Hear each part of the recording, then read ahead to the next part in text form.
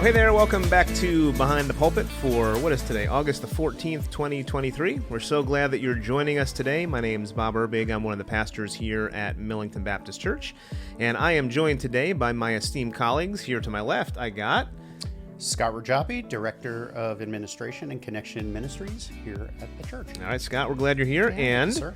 we got a third person here today. All right, yep, Rachel Rickershauser is here too. Director of Children's Ministries. Yeah, Rachel, fresh off the plane. Can I say that? From where were you this weekend? You were doing some adventuring. I did a quick trip to Chicago. My friend was getting married, so a friend from college, friend from Moody. Okay. So it was really cool to be back in Chicago and see some of the sights. Had to go to the Bean, of course. Okay. If you go to Chicago, touch the Bean right there? If you go to Chicago, you got to go. Was it as shiny as you remember it? Yep, looked the same.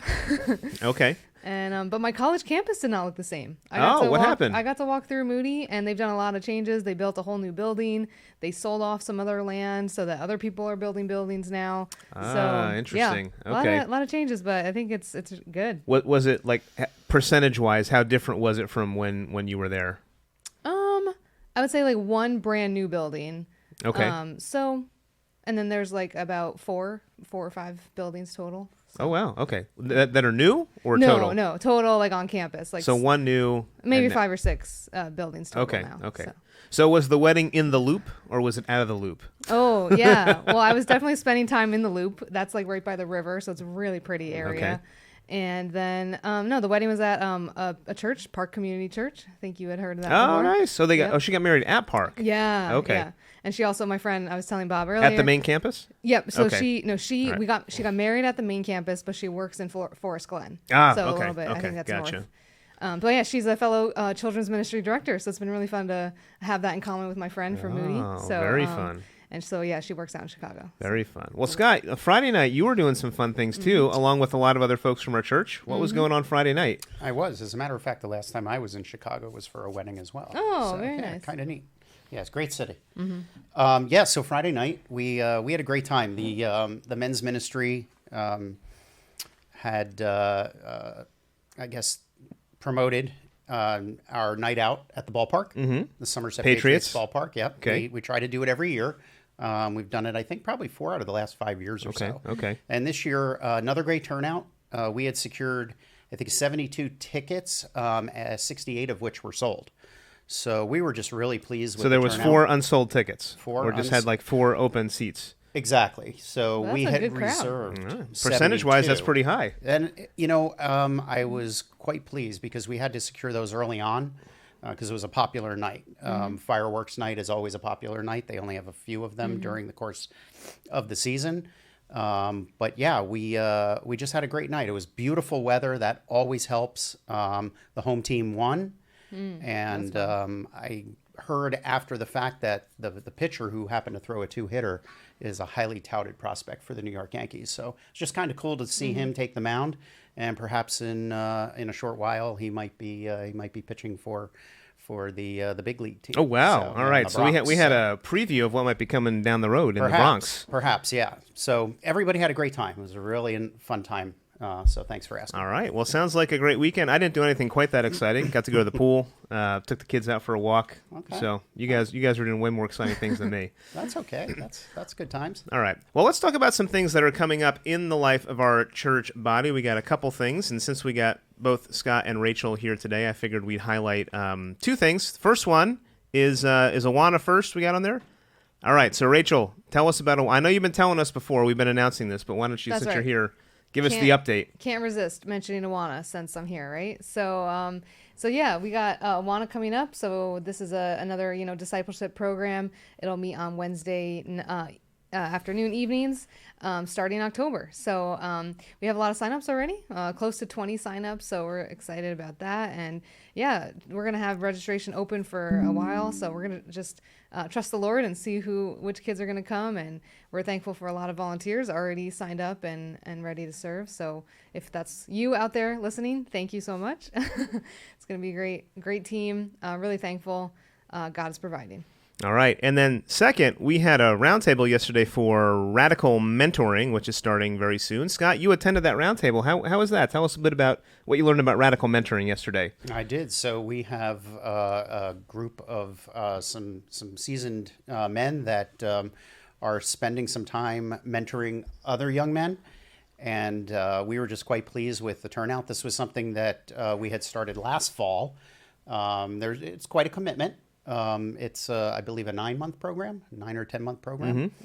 And there were several men that came out yesterday to hear a little bit more about it. Looks like we have about 6 that are going to apply to the program.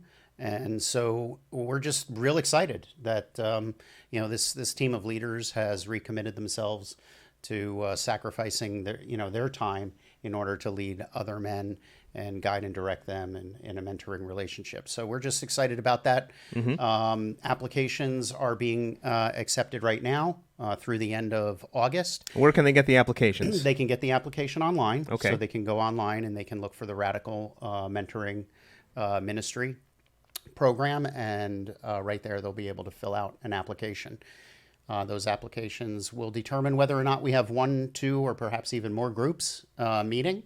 But right now we have. All right. Yeah, we have. Well, that's exciting. Good turnout. Cool. Well, your husband did it last year and had a good experience, right? Yeah, James Yeah. really enjoyed it. Made some really Good. good friendships from it. So Awesome. Recommend. Yeah. Well, that should be something you want to check out. It's coming down the road here very, very soon. All right, it's time to pivot on the podcast to our favorite segment called In the News.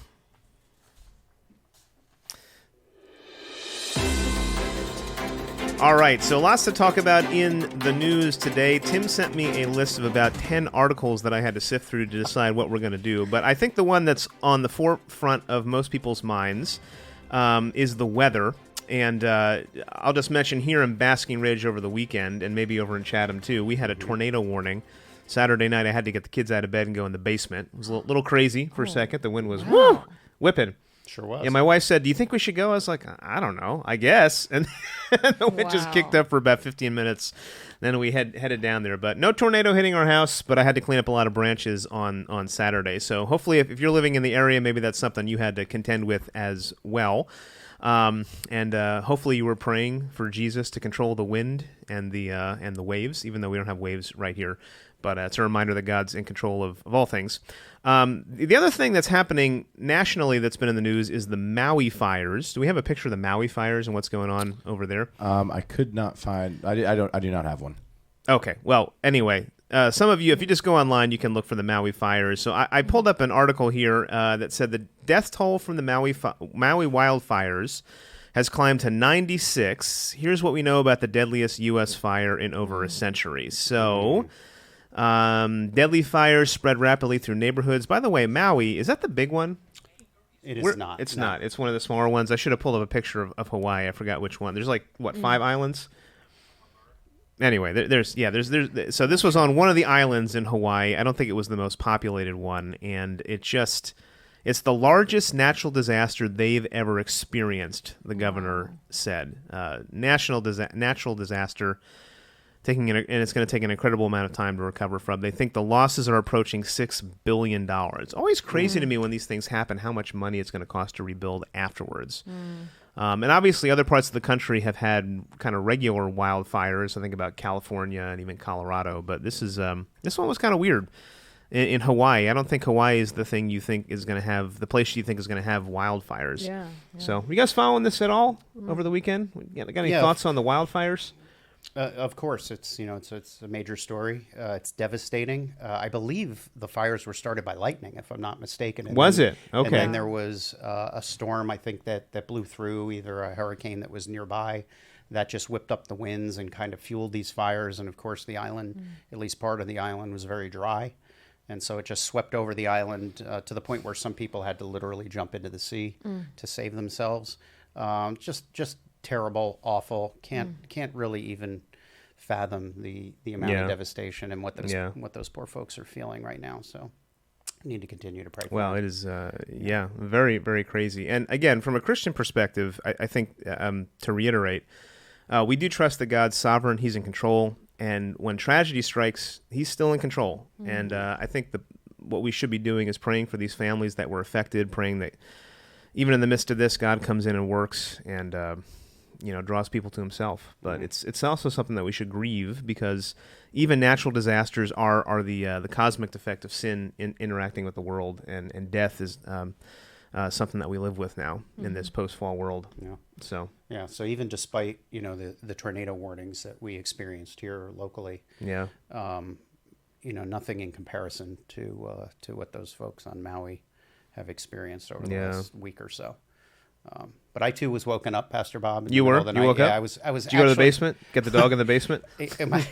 I actually asked myself the same question. I'm like, should we? This has never happened before. Typically, Yeah. I'm Well, used we were on the second level. I mean, you got a one story, right? We do, yeah. But we, typically, I've been accustomed to watches, but never a warning that literally said seek shelter and get to the lowest level of your home. And what was interesting about that was we woke up, at least my wife and I kind of, went off to use the restroom, and I'm looking around and I'm like, where's my dog? Typically he's in the bedroom with us. And I'm like, where is he? So I walked out into the family room where sometimes he sleeps. He's not there either. And so I'm like, where did this guy go? Right. So I'm calling. And sure enough, he had seeking shelter. So he was downstairs in the basement. Even which he know is where to really go, huh? unusual. Yeah. So he obviously took the warning seriously. But we were fortunate. It was a quite scary 10 or 15 minutes. Well, no, you weren't here, Rachel, I but you was got a in- report from Denellen? I was in the windy city of Chicago. So it was just windy It in was pretty general. windy, but I Okay. just thought it was normal. But no, I was living in my own little world this weekend, I guess. So Okay. I What was did not- happening on the home front? Did Denellen have the You same know what? thing? Or? My husband was too busy with the kids, didn't tell me about the tornado warning. Okay. So. Well, maybe you guys didn't have it because you guys are kind of down the That's true. down Maybe the we hill weren't. over there in Denellen. Down the mountain. That's right. That's right. All right. So that's what's going on in the news today. We'll close out that segment right now and move on to our question segment. All right. So now we're going to move on to the. We at least had one question that got written in today. So did we get a slide for that, Tim, to show people what the question was? We did, and here it is. Here's the question. So the question that came in was, Bob mentioned today in the sermon yesterday, who steals your joy? I know I have rock-solid joy deep within me, but my outward surface joy is stolen by physical pain, literally physical, that the medical field can't reverse. How can that deep, solid joy bubble up and triumph over the chronic, constant physical pain? Wow, that's a great question. That's a great question. Yeah. So I'll take a crack at it, and you Please guys do, can feel Pastor free Bob. to Yeah, you go chime first. in if you want. I'd like to hear. Yeah, I think. I mean, similar to what we were talking about with the natural disasters, unfortunately, and the Psalm 90 kind of alluded to this, that we have a finite period of time that we live here on the earth. And we spent a lot of time in Ecclesiastes earlier this year, which reminded us that as we get older, our bodies, start to break down. For some of us, that happens earlier rather than others. When pain comes in your life, whatever it is, I think we have a choice. We have a choice either to wallow in the struggles that we're having, or to choose to trust God and ask Him to give us joy despite what it is that we're going through, even if it's physical pain. And I know when it comes to physical pain, that's really hard, because it may even be a moment where maybe you can't sleep as well, you're losing your rest. That may be something that God is teaching you through. That's the one I always look at is when things come in my life, whether it's an emotional struggle, a physical struggle. God, what are you teaching me in the midst of this? And sometimes we don't like what God's teaching us. But where will you run when those things happen? Are you going to run to yourself or to God? And my exhortation would be that even in the midst of physical pain, to run to Him and to lean into Him even harder during that time. Mm-hmm. So I don't know. Any thoughts from the left side of the table here? Well, that's certainly a difficult question. I'm glad you. And it's a great question, Yes. because it is something a lot of people struggle with for sure. Absolutely. Well, I'm fortunate to not have experienced terrific physical pain.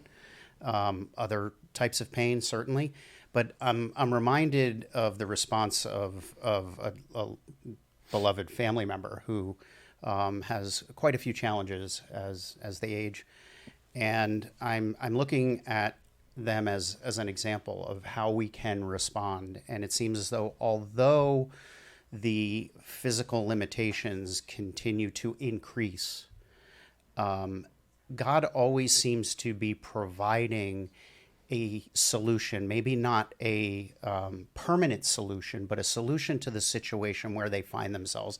I'll give you, for example. So the limitations of being able to walk under your own, your own device, right? Yeah. A piece of medical equipment was provided, and then beyond that, God has seen to it to put people in place where they can now come and transport that person to and from the activities that they've always liked to do.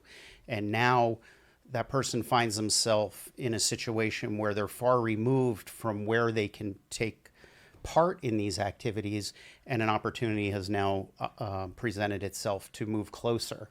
So although the limitations continue, God seems to provide some temporary relief in the midst of those challenges. And so I'm reminded of that, Pastor Bob, about how we can still see God's fingerprint on all of it. Yes. Despite very much the so. challenges. Yeah. Yeah. So- Yeah, I'll just add, I think that there are some people in my life that, like you were saying, Scott, do experience constant pain. And, I would just say, I think what stands out to me is the people who choose to focus on the things they can be grateful for. So having, that mindset of being grateful even in the midst of pain. And I'm not saying it's easy, and again, I'm not saying I can relate fully, but I've gone through seasons of having migraines.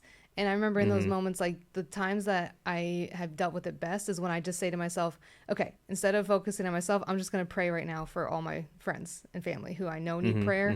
And maybe I forget to pray for them sometimes. So in that moment when I'm actually feeling pain, I'm just going to start praying for other people instead of just praying for myself in this moment. So maybe that's a little practical thing that I've done. But again, not saying I understand completely, but challenging. But yeah, focus on the little things in life that can bring joy. And I also think you don't have to put on a fake smile, about it. You don't have to pretend in front of your family and friends that you love, but also, be willing to still ask the other person, how are you doing? So it's not always about you. Yeah. That's good. That's a really, really good thought. So thanks for the person who wrote that in. Hopefully those thoughts were helpful for you today. All right, why don't we talk about the sermon from yesterday? So I know both of you, Rachel and Scott, were able to attend the run-through. I will just give a quick summary of what we talked about. We're starting a new series called Playlist, and we're talking about different types of psalms for about 5 weeks. Yesterday was a well, people categorize it differently, but I would say either a psalm of prayer or a psalm of wisdom is the way people categorize Psalm 90. And so there's a heavy emphasis on time. Probably the most famous verse in there is, Lord, teach us to number our days that we may gain a heart of wisdom.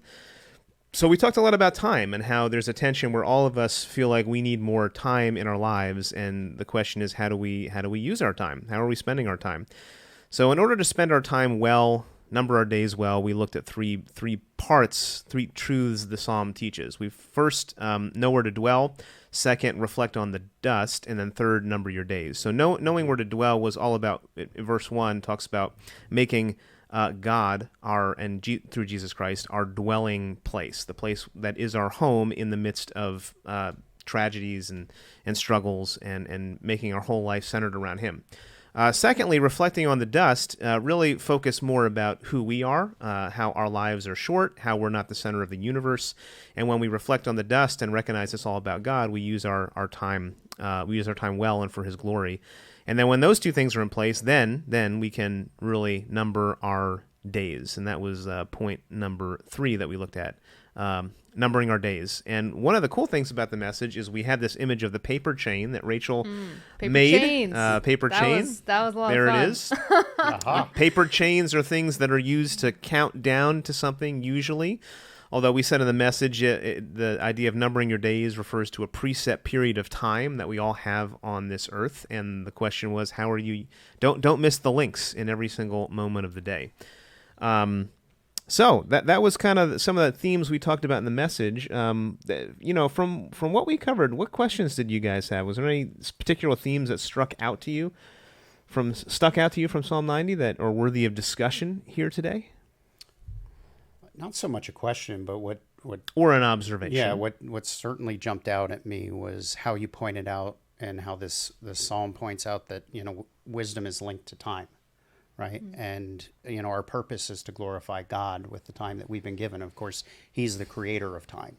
Mm-hmm. And so we have to work within the parameters that he's established. And Genesis tells us, right, that he worked for 6 days and rested for 7.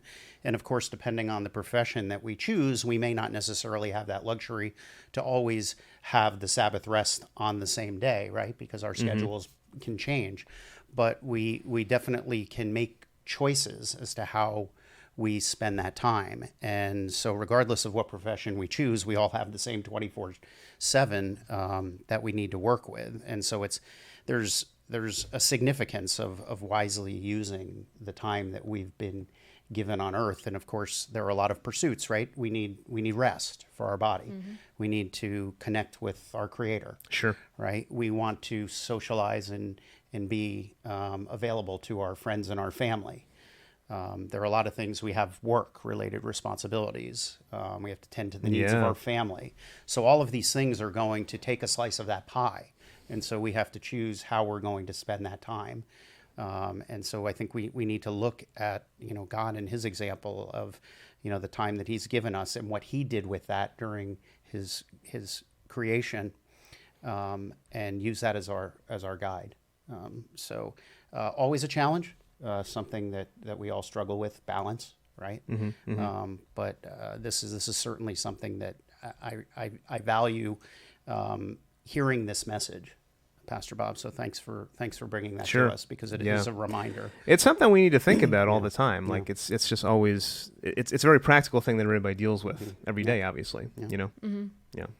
Yeah, and I think like with the paper chain image, like I like that it gave a more like positive spin on it. It's not just like we're counting down to our day that we're gonna leave this earth. It's counting down the days till we get to be with the Lord. So, hopefully adding that positive spin and reminding ourselves of the truth that we believe in. Paper chain. So. Yeah, for sure. Well, the one thing that I came across in my study and I drew out briefly at the end was this prayer in verses 12 to 15. So, in verse 12, he talks about numbering your days that you'll gain a heart of wisdom. And there's one commentator pointed out there's 4 pieces in verses 12 to 15 of a pattern for prayer that we could have in terms of helping us number our days. The first one was wisdom, which we've spoken about. The second one was forgiveness. And I'll say, like I said in the message, a lot of people waste a lot of time not forgiving and just being bitter at things that happen in their life. Lack of forgiveness steals joy and it steals time. Third, stability, which was in verse 14, which is verse 14 says, "Satisfy us in the morning with your steadfast love, that we may rejoice and be glad all our days." And it's the reminder that no matter what we go through, God's steadfast love is there and brings satisfaction and stability in our lives. So like the question before, Lord, pray every day, Lord, would you satisfy me with your love despite what it is that I'm going through, despite my physical pain, despite everything I'm walking through. And then as you're doing that, the fourth one is renewal in verse 15. Make us glad for as many days as we have been afflicted. So for whatever we've walked through, would you make us glad? Would you renew us? And when those things are things that we pray for constantly, then we can start to number our days pretty well, because, and I love Rachel's point before, it's the idea of in the midst of pain, taking your eyes off yourself and putting it on others. So that was meaningful to me, those verses and that observation about the prayer. So I hope it was meaningful for you guys as well. All right. Definitely. Awesome. Yep. Any other thoughts before we move on to the Theology Sprint? That's okay if you don't have any other thoughts. No. All right, Tim, I think we're coming to the end here, and do you got a question for me to answer before we finish up today? I do, and as we all know, I hung out with my friend ChatGPT a little bit back here. And I heard we might be coming to the end of our AI-generated questions. Yeah, we're gonna explore a fun new idea for season 2. We're not gonna release that just yet, so if you're gonna have to keep watching the podcast. Hold off. Today's Theology Sprint question is, in Psalm 90, verse 10, the psalmist speaks of the 70 years as a measure of human life. How does this understanding of life's brevity intersect with the modern pursuit of longevity through medical advancements and desire for eternal life? And how can we reconcile these perspectives within a Christian framework? Okay. That was a lot of words. Right. Is there any way to bring that down? Like, how do we? So right. I get the heart of what it's asking. I'm trying to think of a shorter way of answering it here. Let's ask him right now. Well, I think Can you word that down? Wait, you can really do that? Can you state that in one sentence, one short sentence? I've never played around with ChatGPT yet. That's fascinating. So. Here's a more concise version of the question. It looks like the same length. How does the psalmist's recognition of life's brevity in Psalm 90, verse 10 align with contemporary pursuit of longer life through medical advancements? And how can Christianity offer insights on balancing these perspectives, considering the finite nature of life and the desire for eternal life? Okay, so I think the question that that ChatGPT is asking there is really dealing with, is it okay for us to pursue longer life? Yeah, that's what it At the sounds end of the like. day. So in Psalm 90, verse 10, it talks about how our years are 70, maybe 80, and those are theoretical numbers. The point that the psalmist is bringing out in Psalm 90 is to say that even if you live 150 years or 200 years, God's view of time is so much wider and longer than yours. So is it okay for us to pursue longer life? I think it's okay for us to be healthy, to steward our bodies well, but at the end of the day, we ultimately will die this side of the new heavens and the new earth. We are still mortal, and God is still in control. How about that? Yeah, Amen. All right. Yeah. Amen. I agree. Yeah. I don't know that technology will ever get us to a place where we live forever. Although some people are trying to take taking your consciousness and embed it into a robot. But Oh, goodness. I think even the batteries are going to run out, even if you do that. So Aren't some people cryogenically freezing? people have done that too. Oh, It's kind of crazy. Yeah. Yeah, it's kind of crazy. So Wow. anyway, all right. Well, Scott, Rachel, thanks for being here on Behind the Pulpit. Glad to Thank do you it. for watching today, and we hope to see you next week. Johnny's going to be here. He's preaching on Psalm 98, so we're looking forward to hearing about that. Great. Outstanding. God bless.